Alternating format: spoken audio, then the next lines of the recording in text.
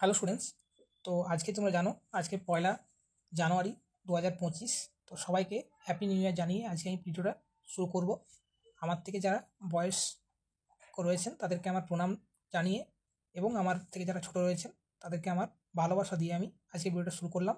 তোমরা ভিডিওটা পুরো পর্যন্ত দেখবে, তাতে তোমাদের অনেক কিছু জিনিস জানার হবে এবং কিছু জিনিস তোমাদের কনফিউশন আছে সেগুলো ক্লিয়ার হবে। তোমরা জানো যে আমি WBPSC রিলেটেড বা অন্যান্য সিভিল ইঞ্জিনিয়ারিং রিলেটেড ভিডিও কিন্তু আমি এই চ্যানেলের মাধ্যমে তোমাদের কাছে শেয়ার করে থাকি। এখানে বেসিক্যালি কোনো সিভিল রিলেটেড ইন্টারভিউ বা সিভিল রিলেটেড কোনো নোটিফিকেশন বা আপডেট আমি কিন্তু সবার আগে তোমাদের কাছে নিয়ে আসার চেষ্টা করি এবং পুরোপুরি ফ্রি অফ কস্টে। তার জন্য কিন্তু কোনো পেড বা কোনো রকম টাকা আমি তোমাদের কাছে কোনো ক্লেম করিনি, ভবিষ্যতে করবও না। তো আমি যতটুকু তোমাদের কাছে খবর পাই, যতটুকু আমার কাছে খবর থাকে আমি সেটা শেয়ার করি। যেমন তোমাদেরকে আমি বলেছিলাম যে তোমাদের কিন্তু ফেজ 4 ইন্টারভিউ কিন্তু জানুয়ারি মাসের সেকেন্ড উইকে থেকে শুরু হবে। দেখো সেই মতো কিন্তু তোমাদের 7 তারিখ থেকে কিন্তু ইন্টারভিউ শুরু হয়েছে। আমি তোমাদেরকে জানিয়েছিলাম যে কিছু কিন্তু কিছু টেন্টেটিভ তোমাদের কিন্তু ভ্যাকেন্সির কিছু শর্ট নোটিস আসতে পারে, সেটাও কিন্তু এসছে। তোমাদের যেই কবে ভ্যাকেন্সি আসতে পারবে বা কবে আসবে বা আদৌ আসবে কিনা সেটাও আমি তোমাদেরকে জানিয়েছি আগের ভিডিওতে, তোমরা আগের ভিডিওগুলো ফলো করবে। সেকেন্ডলি হচ্ছে যে আমি তোমাদেরকে বলেছিলাম যে মক ইন্টারভিউ রিলেটেড কিছু কোশ্চেন আমার আজকে বলা আছে, সেটা তোমরা দেখবে। তো ফেজ 4 और ফেজ 5 নিয়ে কিছু আজকে ডিসকাশনে আলোচনা করবো। সেই জন্য আমি তোমাদের দেখো WPSC যেই সিভিল ইঞ্জিনিয়ারিং ইন্টারভিউ আপডেট বলেই প্রথমে নোটিফিকেশনটা তোমাদেরকে ওপরের টাইম লাইনে আমি দিয়েছি এবং আরও কিছু ভ্যাকেন্সি এই এবং নির্মাণ সহায়ক ও আদার যে লেকচারার বা MSc যে পরীক্ষাগুলো হবে সেই জিনিসগুলো নিয়ে আমি আলোচনা করবো এই ভিডিওর মাধ্যমে। তার প্রিপারেশন স্ট্র্যাটেজি কীভাবে হবে এবং তোমাদেরকে কীভাবে সেটা তৈরি করতে হবে সমস্ত কিছু কিন্তু এই ভিডিওর মাধ্যমে তোমরা জানতে পারবে। তার জন্য ভিডিওটা একদম শেষ পর্যন্ত দেখবে। তো আর কথা বাড়াবো না, আমি তোমাদেরকে বলছি যে তোমাদের কিন্তু WBPSC যেই যে 4th ফেজের ইন্টারভিউ সেখানে কিন্তু দুটো প্যানেল তোমরা জানো হয়েছে, যেখানে প্যানেল 2তে শুধুমাত্র জেনারেল ক্যাটাগরি এবং প্যানেল 1-এ কিন্তু তোমাদের ক্যাটাগরি ওয়াইজ মানে OBC A এবং OBC বির কিন্তু ইন্টারভিউ কন্ডাক্ট করানো হচ্ছে। তো যতটুকু আমি জানি যে ফেজ 5 কিন্তু খুব তাড়াতাড়ি তোমাদের নোটিশ আসবে, সেটা হয়তো জানুয়ারি মাসের তোমাদের সেকেন্ড কি থার্ড উইকের মধ্যে কিন্তু তোমরা পেয়ে যেতে পারো। কেন কি যতটুকু জানা গেছে যে কোনো রকম কিন্তু গ্যাপ আর ইন্টারভিউ মাঝে হবে না। ফেব্রুয়ারি মাসের মধ্যে যতটুকু আমি জানি যে ইন্টারভিউ কিন্তু পুরো প্রসেসটা কিন্তু শেষ করার কথা বলা হয়েছে এবং তোমরা দেখেছো এইবারে কিন্তু প্রসেসটা খুবই তাড়াতাড়ি এবং খুবই ফাস্ট করা হচ্ছে, যেখানে মেকানিক্যাল এবং ইলেকট্রিক্যাল কিন্তু রেজাল্ট বের করে নেওয়ার পর তাদের কিন্তু জয়েনিং প্রসেসটাও শুরু হয়ে গেছে। তো যদি ফেব্রুয়ারির মধ্যে ইন্টারভিউটা কমপ্লিট হয়ে যায় সেক্ষেত্রে তোমাদের কিন্তু জুন জুলাই মাসের মধ্যে কিন্তু তোমাদের ফাইনাল রেজাল্ট কিন্তু বেরিয়ে যেতে পারে এবং ফাইনাল রেজাল্ট বেরিয়ে যাওয়ার 2-1 মাসের মধ্যে কিন্তু তোমাদের ধীরে ধীরে জয়েনিং প্রসেসটা কিন্তু কমপ্লিট হওয়ানো যেতে পারে। আর যেহেতু তোমাদের ভ্যাকেন্সিটা একটু বেশি সিভিলের সেই জন্য একটু দেরি হয় এবং এইটা তোমাদেরকে মেনে নিতে হবে। বেসিক্যালি এর বেশি আমার কিছু বলার নেই। আর একটা জিনিস বলার যে ফেজ 5-এর কিন্তু ইন্টারভিউ যেটা হবে সেখানে যেই তোমাদের যে জেনারেল ক্যান্ডিডেট আছে সেখানে কিন্তু 80 থেকে 90 জন রয়েছে, বাকি রিমেনিং 4th ফেজ হয়ে যাওয়ার পর তাদেরও কিন্তু ডেট আসবে ফেজ 5-এ এবং বাকি যে সমস্ত ক্যাটাগরি ওয়াইজ ইন্টারভিউ চলবে সেটা কিন্তু ক্যাটাগরি ওয়াইজ শুরু হয়ে গেছে ফেজ 4 থেকে এবং ফেজ 5-এ কিন্তু সেটাই কন্টিনিউ হয়ে যাবে। তো ফেজ 5-এ জেনারেল পুরোপুরি কমপ্লিট হয়ে যাবে এবং ওবিসি মোটামুটি A কমপ্লিট হয়ে B এর কাছাকাছি চলে যেতে পারে, এইটুকু আমার মনে হয়। আর এরপরে তোমাদের নেক্সট যেটা আমি আলোচনা করবো সেটা হচ্ছে WPSC এর একটা শর্ট নোটিফিকেশন দেওয়া হয়েছে। তো এটা কবে হবে বা নির্মাণ সহায়ক কবে হবে বা লেকচার কবে হবে এই ভিডিওটা আমি তোমাদের কিন্তু আগেও শেয়ার করেছি। আমি জাস্ট শর্টে বলে দিচ্ছি যে তোমাদের 7 তারিখে কিন্তু ওবিসির একটা শুনানি আছে। মোস্ট প্রবাবলি যদি সেদিন একটা আপডেট পাওয়া যায় তাহলে কিন্তু নোটিফিকেশনগুলো জানুয়ারির লাস্টে বা ফেব্রুয়ারির প্রথমে কিন্তু বেরোতে পারে টেন্টেটিভলি। তারপরে আর এই প্রিপারেশন তোমরা কীভাবে নেবে এটা একটা বড় কোশ্চেন। এই প্রিপারেশন তোমরা কীভাবে নেবে, তো এই প্রিপারেশন নেওয়ার জন্য তোমাদের মনে হয় আমার মনে হয় 2-1 জনের মধ্যে একটা ভীতি আছে, মানে ভয় কাজ করছে যে এই শুধুমাত্র কিন্তু যারা গেটের প্রিপারেশন নেয় তারাই কিন্তু হতে পারে বা তারা কিন্তু হয়ে থাকে বা যারা যাদবপুর শিবপুরে পড়ে তারাই হয়তো হয়ে থাকে। এটা একটা মিথ্যে ধারণা আমার মনে হয়। এই ধারণা প্রথমত তোমাদের ভয়টাকে কাটানো দরকার। সেকেন্ড, হ্যাঁ এইটা অবভিয়াসলি টাফ পরীক্ষা হবে যেই থেকে, কিন্তু তোমরা দেখেছো যেইতেও কিন্তু ডাইরেক্ট টুকা কোশ্চেন এবারে হয়নি।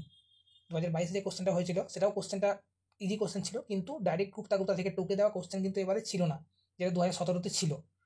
তো আমার মনে হয় পরীক্ষার প্যাটার্ন ধীরে ধীরে চেঞ্জ হচ্ছে। যেমন তোমরা লক্ষ্য করেছিলে 2020-তে যে এই হয়েছিল তার কোশ্চেনের সঙ্গে কিন্তু 2016 বা 12 কিন্তু কোশ্চেনের কোনো মিল ছিল না। কেন কি 2016-তে বা 12-তে যে কোশ্চেন হয়েছিল সেখানে কিন্তু স্ট্রাকচারের পার্টটা প্রায় 20% নিচে ছিল, কিন্তু সেই পরিমাণ পোর্শনটাই কিন্তু 2020-তে যখন এই হয় সিভিলের কথা বলছি সেখানে কিন্তু 70% স্ট্রাকচার তোমাদের কিন্তু এসে গিয়েছিল। তো এটা একটা ভ্যারিয়েশন হচ্ছে যেটাকে প্রেডিক্ট করা পসিবল নয়। তো এটার জন্য তোমাদেরকে কী করা দরকার প্রথমত আমি সেটা বলবো। তারপরে হচ্ছে যে তোমাদের তোমরা চেষ্টা করো যে প্রিভিয়াস ইয়ার যদি এই কোশ্চেন তোমরা পেয়ে থাকো, সেই কোশ্চেনগুলো কালেক্ট করে কোন বই থেকে বা কোন সাবজেক্ট থেকে কতগুলো কোশ্চেন হয়েছে সেটা নোট ডাউন করো।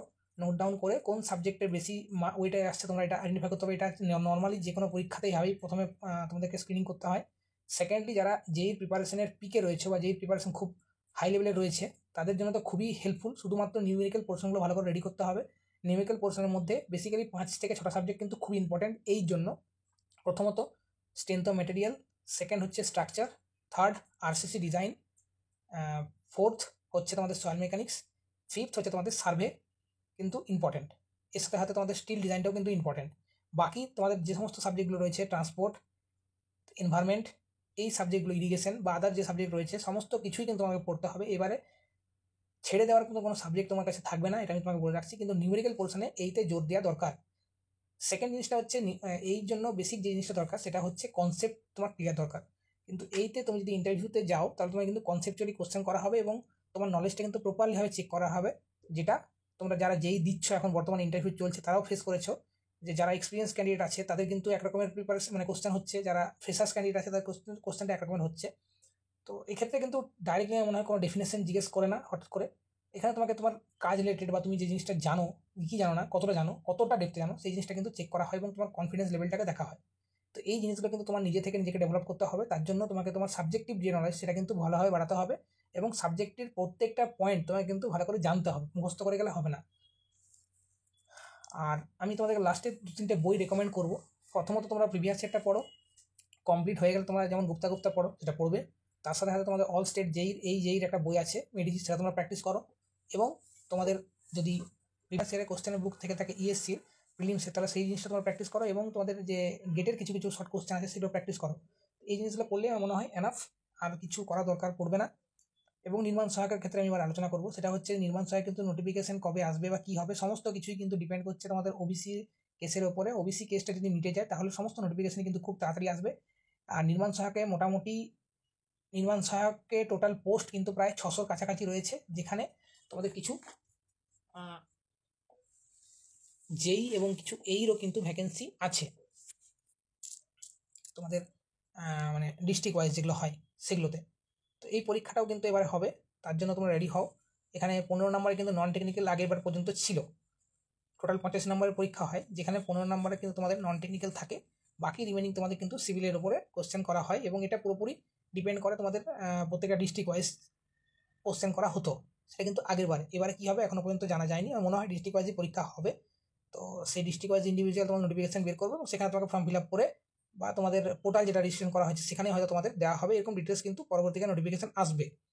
আর যেটা আমি বলবো সেটা হচ্ছে তোমাদের কিন্তু লেকচারারেরও কিন্তু ভ্যাকেন্সি আসবে। লেকচারারেরও পরীক্ষাও কিন্তু আমার মনে হয় 2025-এ হওয়া উচিত বা হয় বলে আমি যতটুকু শুনেছি, সেটা কিন্তু তোমরা মাথায় ঢুকিয়ে রাখো। লেকচারারটা কিন্তু খুব ভালো পোস্ট এবং খুবই একটা প্রেস্টিজিয়াস পোস্ট হিসাবে আমি মনে করে থাকি। এই মোটামুটি আপডেট। আর প্রিপারেশন স্ট্র্যাটেজি তোমাদের ইন্টারভিউ যেটা চলছে আমি সেটা লাস্টে বলে দিচ্ছি। তোমরা ইন্টারভিউটা যে যারা যারা দিচ্ছ বা যারা যারা দেবে তারা কিন্তু একটু ভেবেচিন্তে ইন্টারভিউ দেবে। যদি মক ইন্টারভিউ কারো কাছে দিচ্ছ সেটা ভালো জিনিস। মক ইন্টারভিউ দেওয়ার সময় তোমার এমনভাবে তুমি ইন্টারভিউটা দাও যাতে তোমার মেন দিন বা যেদিন তোমার ইন্টারভিউ রয়েছে সেদিনও তাতে ওইভাবেই পারফরমেন্স তুমি করতে পারো। তাতে কী হবে, যদি কোনো জায়গায় তোমার ল্যাগ হয় বা কোনো জায়গায় তোমার প্রবলেম হয়, তুমি সেই জিনিসটা শর্ট আউট করার টাইম পাবে বা শর্ট আউট করতে পারবে। তো সেই জিনিসগুলো তোমাদের ক্ষেত্রে জোর দাও। আর আমি যেটা বলবো, তোমাদের যদি কোনো এক্সপিরিয়েন্স পার্সন হও, তোমার এক্সপিরিয়েন্স পোর্শনটাকে ভালোভাবে তৈরি করে নিয়ে যাও, যেটা তোমাকে খুবই হেল্প করতে পারে। আর এই মোটামুটি আপডেট, আর কিছু জানার নেই এই মুহূর্তে, বলারও নেই। যদি কোনো আপডেট আমি পেয়ে থাকি নেক্সট তোমাদের কাছে সেটা খুব সহজে শেয়ার করব। এই জিনিসগুলোই তোমরা কিন্তু ভালোভাবে জোর দাও। ভালোভাবে জোর দিয়ে আমার মনে হয় তোমরা তোমাদের রেজাল্ট খুব তাড়াতাড়ি ভালোভাবে পেয়ে যাবে। ধন্যবাদ। আবার আমি বলছি সবাইকে হ্যাপি নিউ ইয়ার, নতুন বছর সবাই ভালো কাটুক, সুস্থ থাকো সবাই এবং সকলের মনস্কামনা যাতে পূরণ হয়।